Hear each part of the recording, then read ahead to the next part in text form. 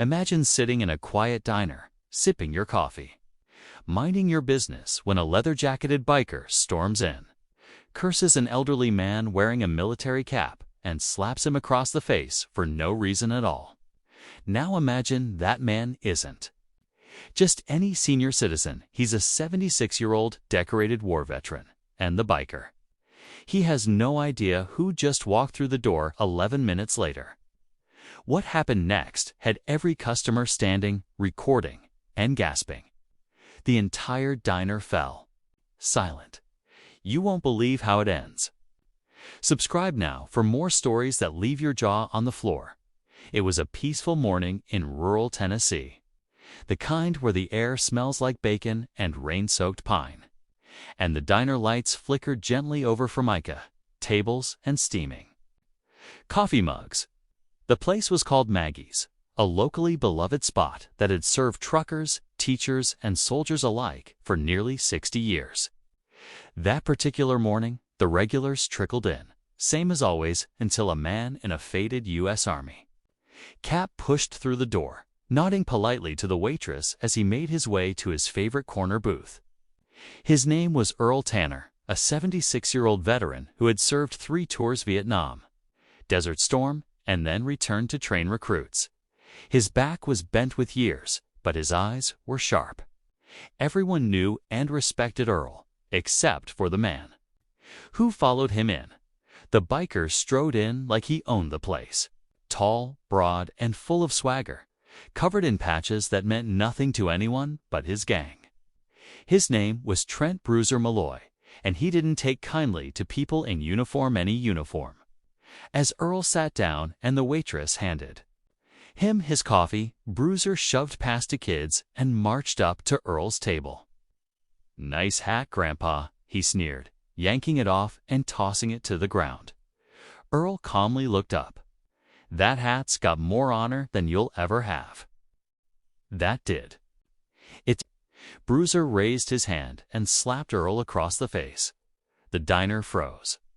A hush fell so deep you could hear the coffee pot hiss. Earl didn't flinch. Okay, he just stared at the man, blood pooling near the corner of his mouth. "You made a mistake, son," he muttered.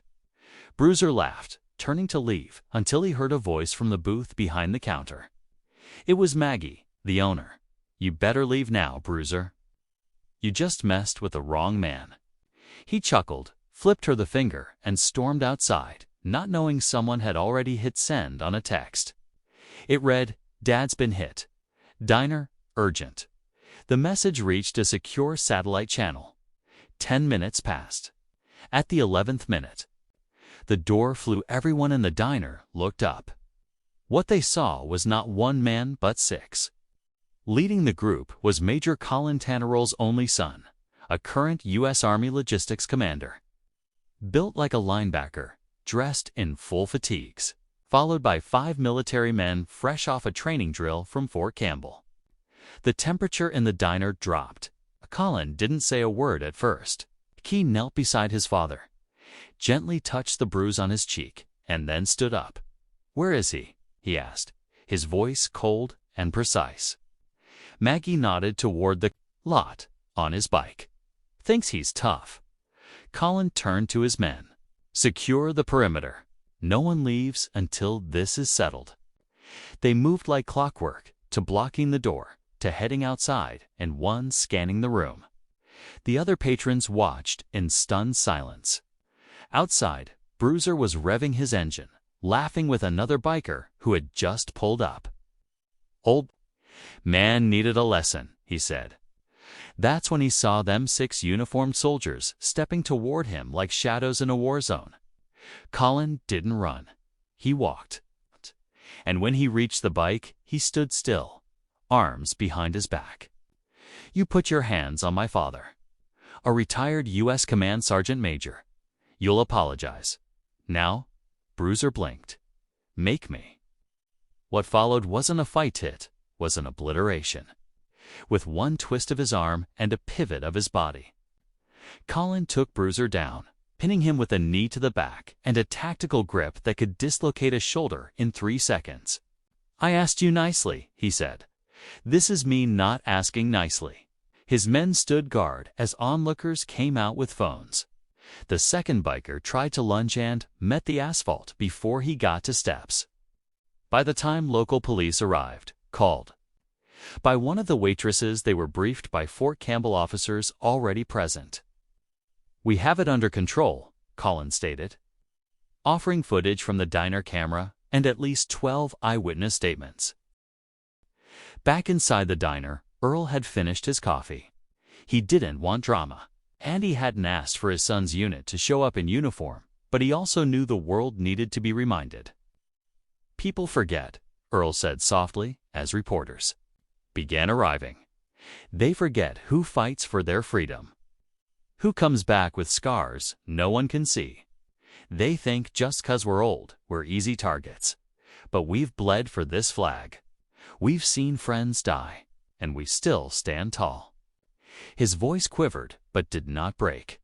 When asked why he didn't fight back, Earl answered, "Because I already fought enough wars. I don't need to raise my hand. I raised a son." The crowd applauded. News stations picked it up within hours. Twitter, TikTok, YouTube, it spread like wildfire. The story of a biker who slapped a veteran and got publicly humbled by a patriotic son became a national symbol overnight. Memes flooded social media.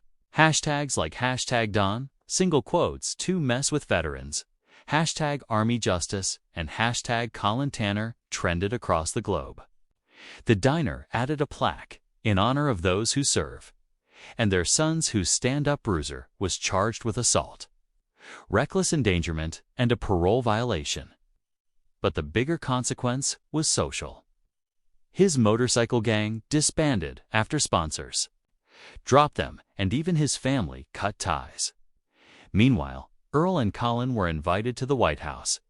President himself handed Earl a special Lifetime Achievement Medal, while Colin was promoted and tasked with leading a new veteran advocacy task force. The diner became a tourist site. Veterans from all over visited Maggie's to take photos at Earl's booth. A foundation was started in his name to help elderly vets facing abuse or neglect. But what stuck with people most wasn't the slap or even the response. It was the bond. A father who lived with dignity, a son who defended that dignity, and a moment that reminded the nation what respect really looks like, not just in words, but in actions.